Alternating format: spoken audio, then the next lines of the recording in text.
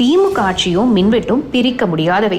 எப்பெல்லாம் திமுக ஆட்சிக்கு வராங்களோ அப்பெல்லாம் மின்வெட்டு தலை தூக்கும். திருச்சியில அடிக்கடி மின்வெட்டு ஏற்படுறதால இரவு நேரத்துல குற்ற சம்பவங்கள் அதிகரிச்சிருக்கு. சத்திரம் பஸ் நிலையம், கரூர் பைபாஸ் சாலை, அண்ணா சிலை, தெப்பக்குளம் பஸ் ஸ்டாப், கல்லூரி சாலை, பிக் பஸார், ஜோசப் காலேஜ், அதனை சுற்றி இருக்கிற பகுதிகளில் ஒரு வாரத்துக்கும் மேல 4 மணி நேரம் 5 மணி நேரம் தொடர் மின்வெட்டு இருக்குதான். முன்னாடி மின்சாரத்துறைக்கு அமைச்சராக இருந்த செந்தில் பாலாஜி அனில் தான் மின்வெட்டுக்கு காரணம்னு சொன்னாரு. இப்போ அதே மாதிரி அடேங்கப்பா காரணத்தை சொல்லி இருக்காங்க மின்வாரிய அதிகாரிங்க. காற்று அதிகமா இருந்தா மின்வெட்டு, மழை பெய்யற மாதிரி இருந்தாலே மின்வெட்டு, இதுதான் காரணம்னு விளக்கம் சொல்றாங்க. திறனற்ற நிர்வாகம், விளம்பர ஆட்சியில மக்கள் படுற வேதனை என்னவோ அதிகரிச்சுட்டு தான் இருக்குது. இது போட்டோஷூட் முதலமைச்சருக்கு தெரிஞ்சா சரிதான்.